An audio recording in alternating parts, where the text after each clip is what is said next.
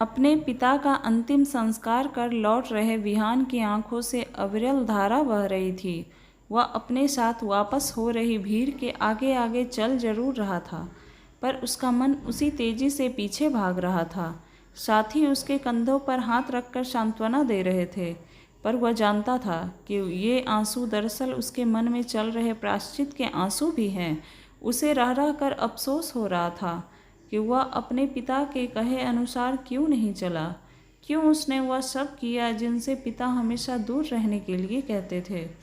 बेचैन मन लिए वह जैसे तैसे थके कदमों से घर पहुंचा, पर अब उसे कोई बोलने वाला नहीं था, कोई उसे प्यार और निस्वार्थ भाव से समझाने वाला नहीं था। वह एकांत में जाकर फिर फूट फूट कर रोने लगा। उसे लग रहा था कि हो न हो उसका विजातीय विवाह ही पिता की मृत्यु का कारण बना है। अभी पिछले महीने ही तो उसने पिता को बिना बताए अपनी मर्जी से मंदिर में शादी की है। एक बार भी उसने पलटकर पिताजी का आशीर्वाद लेना उचित नहीं समझा और शहर से बाहर चला गया, बिना यह सोचे कि उसके बगैर माता पिताजी का क्या हाल होगा। कैसा डर था यह, कैसी संवादहीनता पसरी थी पिता पुत्र के बीच, जिसने कि उसे अपने माता पिता का सामना भी नहीं करने दिया। काश वह एक बार तो अपने मन की बात पिता से कहता। पिता तो उससे कितना प्यार करते थे और माँ से ही बता देता। शायद पिताजी उसकी शादी निशा से ही करा देते। वे तो जात पात मानते ही नहीं थे। क्या वे अपने इकलौते पुत्र की भी बात नहीं मानते? जरूर मानते।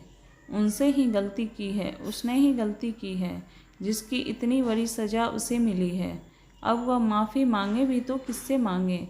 क्या समय लौटकर आ सकता है? तभी निशा की आवाज़ से विहान चौंका। वह कह रही थी कि अपने को संभालो, अब माँ जी को देखो, उसका रो रो कर बुरा हाल हो रहा है, बार बार बेहोश हो रही हैं। मैंने डॉक्टर अंकल को फ़ोन कर दिया है, वे आते ही होंगे। अब चलो भी, कब तक माँ का सामना नहीं करोगे? माँ ने हमें माफ़ कर दिया है, मुझे बेटी कहकर गले लगाया है। अब से मैं ही उनकी देखभाल करूँगी, आप जरा भी चिंता ना करो। चलो, माँ को तुम्हारी ज़रूरत है। निशा की बातों से विहान थोड़ा संभला। माँ के कमरे में उनसे लिपट कर रोने लगा। तीसरे दिन विहान ने जब पिताजी की अलमारी खोली तो उसमें से एक खत मिला, जिसके ऊपर लिखा था, प्रिय बेटा विहान। विहान को हिम्मत ही नहीं हो रही थी कि खोल के देखे।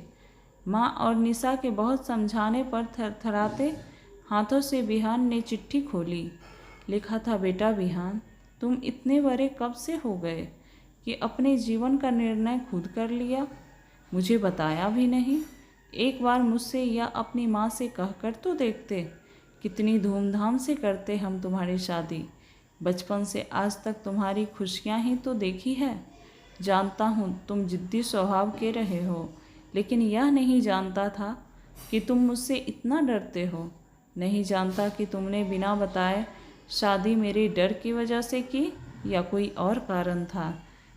यदि हर बेटा ऐसा करेगा तो माता पिता का तो अपने बच्चों पर से विश्वास ही उठ जाएगा। खैर, जो हुआ सो हुआ।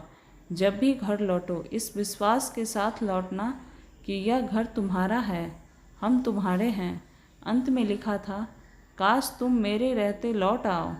तुम और तुम्हारी माँ नहीं जानते, मुझे बहुत गंभीर बीमारी है। यदि तुम्हारे लौटने से पहले ही मैं दुनिया छोड़ दूँ तो मन में यह बोझ लेकर नहीं जीना कि मेरी मृत्यु तुम्हारे कारण हुई है। बहू को मेरा आशीष, अपनी माँ का ख्याल रखोगे, इतना विश्वास है मुझे। विहान अपने आंसू रोक नहीं पाया। माँ से लिपट कर रोने लगा। माँ, मुझे माफ़ कर दो, मुझसे बहुत बड़ी गलती हो गई। मैं आपको और पिताजी को बहुत तकलीफ़ दिया। अब मैं कभी आपको तकलीफ़ नहीं दूंगा, हमेशा अपने साथ रखूँगा। माँ बोली, बच्चे कितने भी गलती कर ले, माँ बाप क्षमा कर ही देते हैं। बच्चा कितना भी बड़ा क्यों ना हो जाए, माँ बाप के लिए हमेशा बच्चा ही रहते हैं। अगर आपको ये कहानी अच्छी लगी हो तो प्लीज़ मेरे चैनल को लाइक एंड सब्सक्राइब करें और हाँ, कमेंट करना बिल्कुल भी ना भूलें। धन्यवाद।